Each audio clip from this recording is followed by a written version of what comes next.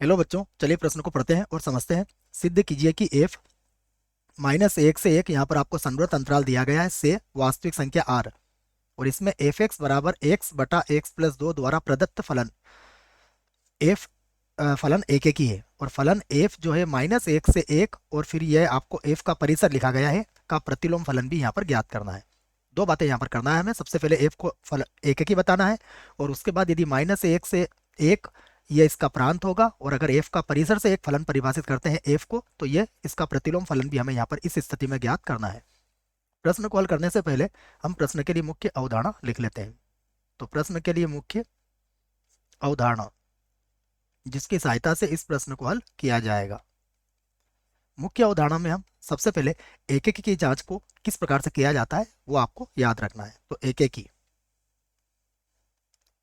यदि किसी फलन की आपको एक एक की जांच करना है तो एक एक की जांच के लिए हम क्या करते हैं, हम इस बात को कहते हैं कि यदि यदि एफ एक्स वन बराबर हो एफ एक्स टू के, एक्स वन एक्स टू दोनों ही एफ के प्रांत के कोई दो अवयव लेते हैं हम यहाँ पर, और ऐसी स्थिति में यदि एक्स वन किसके बराबर हो, एक्स टू के बराबर हो, तो फलन क्या कहलाता है, हमारा एक एक ही कहलाता है।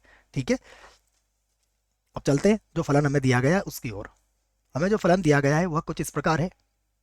एफ जो है वो -1 1 ये संवृत अंतराल है, यहाँ से वास्तविक संख्या में है और एफ एक्स हमें दिया गया है।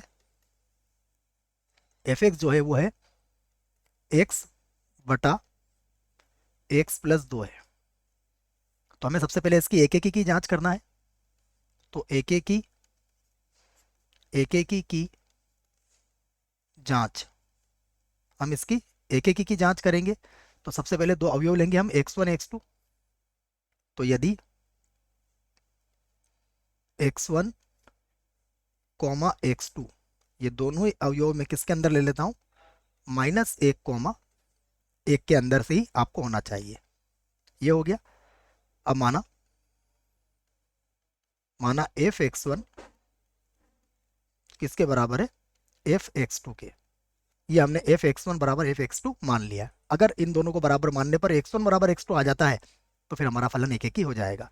तो एफ एक्स वन बराबर क्या होगा, एक्स वन बटा एक्स वन प्लस 2 और यहाँ हो जाएगा एक्स टू बटा एक्स टू प्लस 2। इसको वज्र गुणन से हल कर लेते हैं। तो ये हो जाएगा x one x two plus 2 x one. क्या बनेगा, ये बनेगा x one x two plus 2 x one. ठीक है, यही बनेगा। फिर इधर गुणा कर लेते हैं। तो ये होगा x one x two plus 2 x two. यहाँ देखिए एक्स वन एक्स टू से x one x two cut जाएगा, 2 से 2 कट जाएगा, तो क्या मिल गया हमें, एक्स वन बराबर क्या आ गया, एक्स टू आ गया। तो हम कह सकते हैं कि अतः अतः एफ क्या है, एक एक ही है, एक एक ही है। अब हमसे क्या पूछा गया है, इसका प्रतिलोम फलन। तो अब एफ कहाँ से कहाँ, -1 से 1 और इससे कहाँ तक, आपको एफ के परिसर तक, जैसा प्रश्न में कहा गया है एफ का परिसर, एफ का परिसर। ये गया के प्रतिलोम फलन के लिए, के प्रतिलोम फलन के लिए, फलन के लिए ऐसा इसलिए लिखा गया है बच्चों, एफ का परिसर इसलिए लिखा गया है कि यदि -1 से 1 से आप एफ का परिसर तक ले जाओगे तो क्या होगा, ये फलन हमारा आच्छादक हो जाएगा और एक एक तो पहले से ही था, तो एक एक ही आच्छादक है तो फिर इसके प्रतिलोम का अस्तित्व होगा। इसलिए एफ का परिसर यहाँ पर लिखना अनिवार्य था प्रश्न के हिसाब से। ठीक है, इसलिए प्रश्न में लिखा गया है कि एफ का परिसर, तो अब इसके प्रतिलोम का अस्तित्व होगा। तो अब हम लिख लेते हैं कि हम जानते हैं कि एफ एक्स किसके बराबर होता है, वाई के बराबर होता है।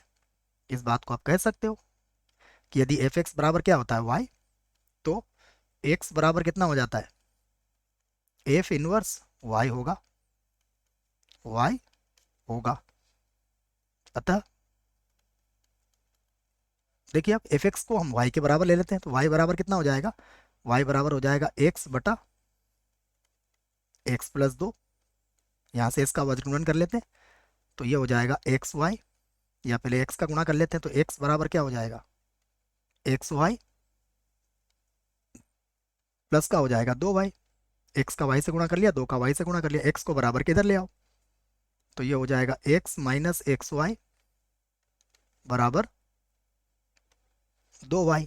अब यहाँ से आप x को कॉमन ले सकते हो तो यहाँ से मैं x को कॉमन ले लेता हूँ तो क्या हो जाएगा, ये हो जाएगा 1 माइनस वाई बराबर, ये 1 माइनस वाई बराबर कितना हो जाएगा, 2y।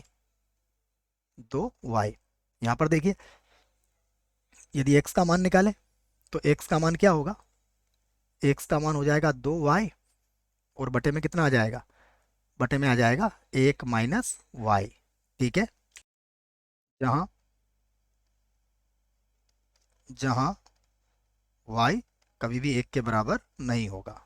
अब यहाँ पर देखिए x को हम क्या लिख सकते हैं, x को हम लिख सकते हैं एफ इनवर्स y बराबर कितना हो जाएगा, बराबर हो जाएगा 2y बटा 1 माइनस वाई। यहाँ पर y कभी भी 1 के बराबर नहीं होगा तो ये हमारे पास f का क्या हो गया, प्रतिलोम फलन हो गया। ठीक है, हमसे यही पूछा गया था, देख लेते। हमसे ये पूछा गया था कि f के इसमें f का प्रतिलोम फलन ज्ञात कीजिए, तो ये हमारा उत्तर है बच्चों। चाहो तो इसको x के पदों में भी लिख सकते हो, अन्यथा यही आपके प्रश्न का उत्तर होगा। आशा करता हूँ बच्चों प्रश्न का उत्तर समझ में आया होगा। धन्यवाद।